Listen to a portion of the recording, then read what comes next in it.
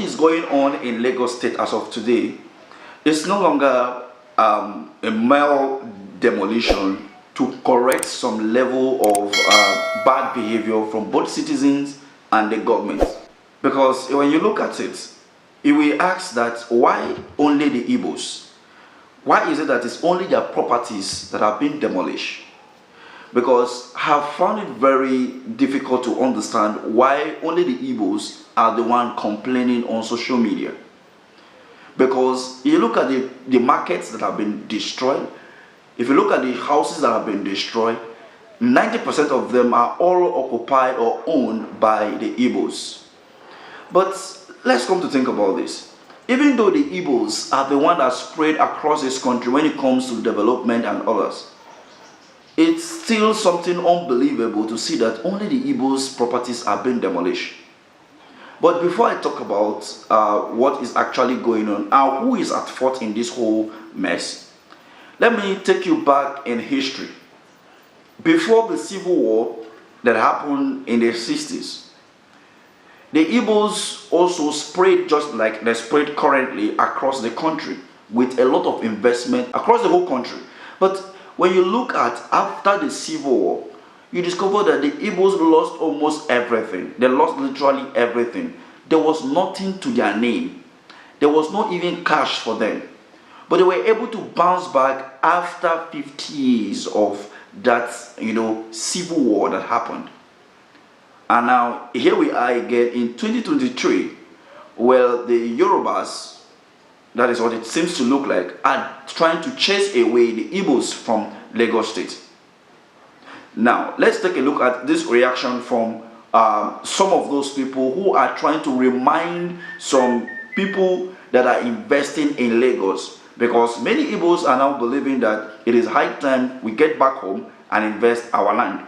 And according to this person on Twitter, and he said, in the end, the Igbos will regret all those investments they are pouring into Lagos State, because in a matter of time, only with a pen through one legislation will Lagos State legislators write off their properties. They will forfeit all their homes and investments they have sucked into Lagos State. I beg your pardon. General Odumeju Ojukwu, that was what he wrote after the civil war. Anyway, he's late now. We know how everything happened, pro and pre the civil war. Now, this young man wrote in regards to adding to what Ojukwu said, and he said, those who fail to learn from history are doomed to repeat it. It is a shame that even with the atrocity that was done to the Igbos in Nigeria during the genocide civil war that was targeted to wipe us out, we have failed to learn from it. They took over our property investment, billions in the bank, and only gave us a mere 20 pounds to survive. Not everyone will bounce back from such devastating loss and setback, but the Igbos did. We came back stronger, more powerful, and even become the richest people in Nigeria. That is arguable. Sadly, we failed to learn from our mistake. Now, with the targeted demolition of Igbo's properties in Lagos State and closing down of business, only the wise will understand the handwritten on the wall and start doing the needful before it becomes too late. Once beaten, twice shy. Sadly, the Igbo have been beaten not once, not twice, yet we have failed to take the necessary step and action. It's time for the Indigo to know that their economic worth in Nigeria and states taking advantage of it. We hold the important card, but we need to start playing them well. We can't keep acting like a conquered people. Igbo land is not landlocked. Yes, we know there are challenges in the southeast, but it's everywhere in Nigeria. Besides, nobody said it was going to be easy. But one step at a time, we get it done. It is collective effort from all the Igbo elite, billionaires, politicians, leaders, traders, etc. Support will come eventually. If the federal government of Nigeria have refused to do the needful, It shouldn't continue to be an excuse for Igbos not to bring their investment and money home. We know the agenda against Igbo in Nigeria, the marginalization and economic backlog against the Southeast, yet we have continued to thrive. So let's start withdrawing our investment from those hostile places and move them back home.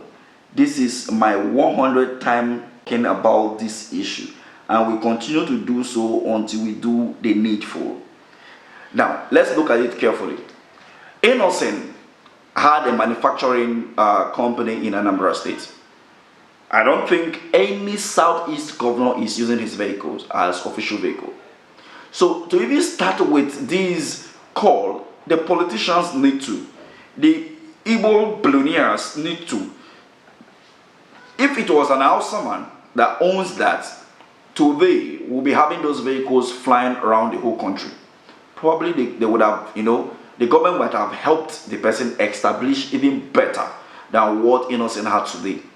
When we look at what transpired between the former CBN governor and Aliko Dangote refinery, when we saw how he was giving some waivers, some money was lent to him, and we saw the propaganda news that he has returned over 75% of the money that was loaned to him, of which the CBN governor is under investigation for that right now. When you look at that, can that favor be done to somebody from the Southeast? The answer is capital no.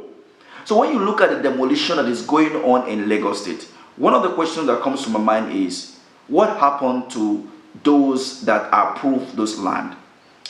Now, it is obvious that people went and acquired land and built on them. Some of them were not able to secure the land, try to get C of O and all of that. But they got some papers allocated to that place. But, for those that build on drainage wells, on water wells, those people, if they demolish your land, your house, that one are you sabi. Because on a normal, when you come to buy a land and you see that this is waterways, you ought not to buy in the first place.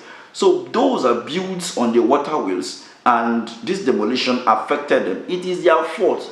This one happens to do with tribal. Whether they do it now or 10 years ago or 10 years from now is still wrong. But then, any other demolition that is not on waterways, but they are demolition, the question we should be asking now is this: 5 years from now, what are they going to be doing on that land? If we see another erection in those places, then it will justify what we are talking about today, that it is just an ethnic cleansing from the Lagos State or Yoruba land, as it may be. So now, how can we, change the narrative? Just the Igbos need to get back to their homeland, develop it.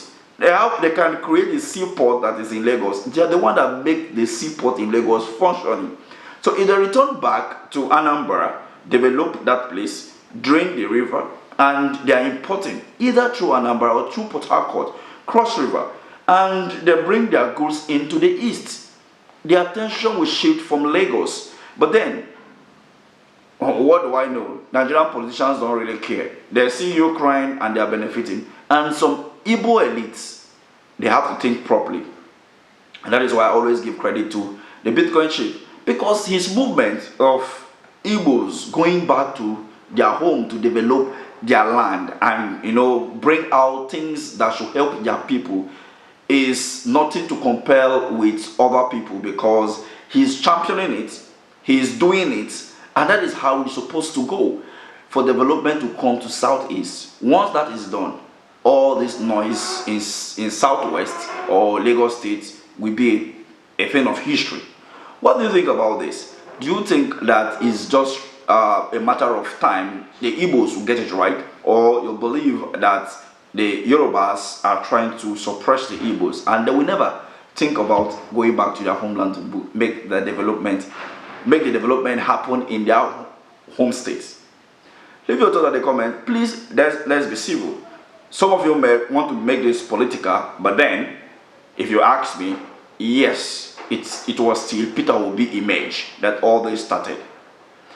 Thank you for watching, but I leave this to you. Please, let's be civil when you make our comments.